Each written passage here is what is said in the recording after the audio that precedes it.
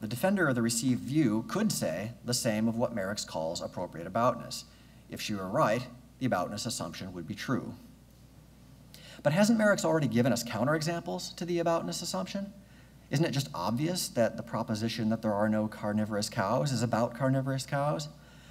Here, I think the defender of the received view may plausibly deny that it's obvious. She may say that such a proposition is about the world, or perhaps about no object or objects at all. In this case, the proposition that there are no carnivorous cows is not a singular proposition about carnivorous cows, and it's no counterexample to the aboutness assumption. How should we judge between these two conceptions of aboutness? So far as I can tell, the notion of being directly about something has its origin in discussions of singular propositions. Unfortunately, the standard examples of singular propositions are designed to distinguish singular propositions from general propositions and from propositions that are indirectly about something, as in the Lion of Conservatism is Wise. Those examples do not clearly indicate that negative existentials are directly about anything at all, much less that they are directly about the individuals whose names occur in sentences that express them.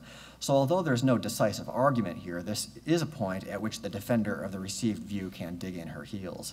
Sentences that are grammatically about Lincoln need not express propositions that are, in a deeper sense, about Lincoln. Any propositions that are directly about Lincoln, on the other hand, must have Lincoln as a constituent. Having described how a serious actualist might resist Merricks' arguments against the aboutness assumption, let me briefly mention one resource he might use by way of reply. If properties in general exist necessarily, then individual essences in particular exist necessarily. Similarly, if propositions in general exist necessarily, then propositions about non-actual individuals exist necessarily. In that case, an Adams-style objection to Merricks' first argument will fail.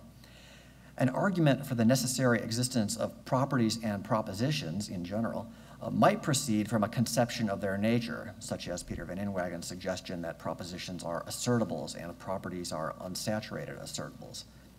With this approach, one might hope to circumvent the disagreement between Adams and Plantinga on whether individual essences in particular and singular propositions in particular exist necessarily.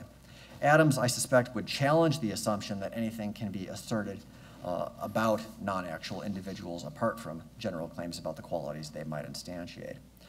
Whether that kind of a strategy were successful or not, the arguments I've highlighted here pose a threat only to the first three of Merricks' arguments against the received view.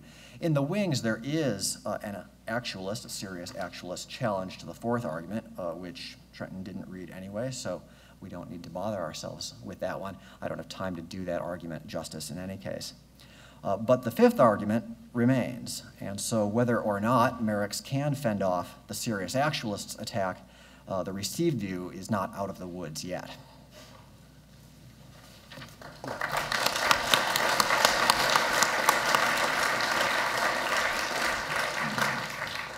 Thank you, David. So van der Laan focused on serious actualism-based objections to three of my arguments against the received view. And he and I agree, I think, that the objections he raised succeed if and only if the aboutness assumption is true. So all my replies here are going to concern in one way or another the aboutness assumption. All right, here's the first thing. Here's a trivia question about Al's work. What view is most often defended in the Plantingian corpus? It's not, as you might expect, the view that belief in God can be properly basic. Nor is it the view that the existence of God is consistent with the occurrence of evil. Nor does it concern the Taj Mahal, brain lesions, Alpha Centaurian scientists, the Grand Tetons, or the Great Pumpkin. Rather, it is the view, and I say this only after careful research of the highest caliber, it is the view that there are necessarily existing individual essences.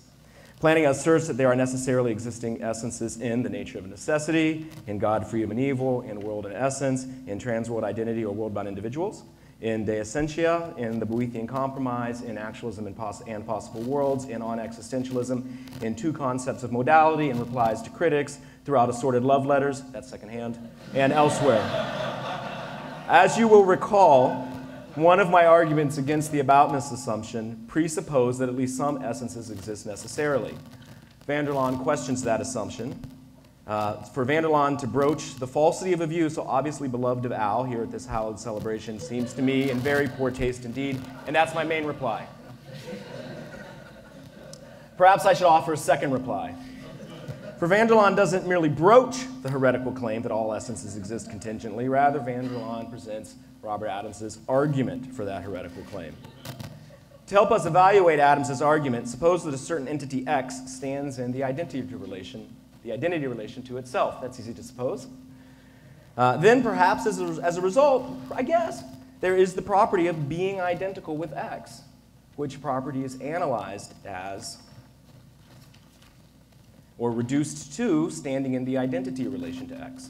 Of course, if there really is this property, the property of being identical with X, then X exemplifies it.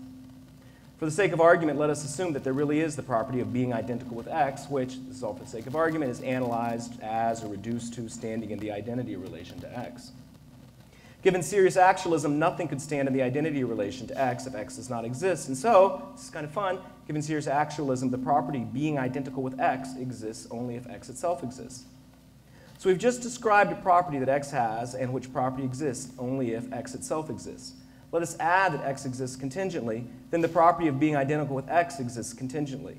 Note that necessarily nothing other than X could exemplify that property. Note also that X essentially exemplifies that property. Thus, by Plantinga's definition of an essence, being identical with X is an essence of X, and that essence does exist contingently. That one does. With this in mind, consider the opening lines of the passage in Adams quoted by van der Laan. Quote, "It is hard to see how an actualist could consistently maintain that there is a thisness of a non-actual individual. For if there were one, says Adams, it would be the property of being identical with that individual." In light of these remarks, I suppose that Adams would insist that every thisness or individual essence is akin to the property of being identical with X, analyzed in the way in which I suggested. Thus, Adams would say that an essence of Lincoln must be something like the property of being identical with Lincoln, and that this essence of Lincoln is analyzed as standing in the identity relation to Lincoln himself. Well, perhaps there is such an essence of Lincoln, analyzed in just this way. If so, then I do agree with Adams and van der Laan that that essence does not exist if Lincoln does not exist. But unlike van der Laan and Adams, I insist that that essence is not the only individual essence Lincoln exemplified. Nor do I think that that essence is the sort of essence that Plantinga ever has in mind when he says that essences exist necessarily. On the contrary, I think that Plantinga has in mind essences that are not analyzed in terms of a relation to the relevant individual. Sometimes Plantinga has in mind instead, for example, world-indexed essences, which are analyzed partly in terms of necessarily existing possible worlds. But more often and typically, Plantinga seems to have in mind essences that are not analyzed in terms of anything more fundamental at all. Thus, we find Plantinga saying in De Essentia, for example, that the essence Socrateity is, quote, irreducible. And he seems to be resisting just this sort of analysis in terms of a relation to the individual. Is that okay? All right. Al said yes. It's all true. So suppose that Socrates, you got a simpatico here. So suppose that Socrateity is irreducible, or suppose instead, to return to the example from my paper, that Lincolnicity is irreducible. That is, suppose that Lincolnicity is not analyzed in terms of or reduced to anything at all, and so of course not analyzed in terms of or reduced to standing in the identity relation to Lincoln. Then Adams's argument does not give us any reason to think that Lincolnicity does not exist in worlds in which Lincoln does not. For Adams's argument seems to concern only essences akin to being identical with X, that is understood as essences that are analyzed as standing in the identity relation to the relevant individual. Of course, when I say that Lincolnicity is unanalyzable or irreducible, I do not mean to say that we can't say anything informative about it. We can say, for starters, that it's unanalyzable or irreducible. That's informative. We can also say that it is such that necessarily if Lincoln exists, then Lincoln exemplifies it. And we can add that necessarily no one other than Lincoln exemplifies it. As an aside, let me note that much of what we can say about Lincolnicity can be said only by using singular propositions about Lincoln.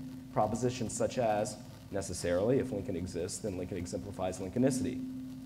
I think this indicates that we cannot get rid of all singular propositions about non-existent entities and replace them with propositions about the relevant individual essences, at least not if we want to be able to grasp those essences and therefore grasp the propositions about them. All right. One more thing. Van der Laan offers a positive argument for the aboutness assumption. In particular, he defends the claim that a singular proposition is appropriately about an individual, just in case that singular proposition stands in a relation to that individual.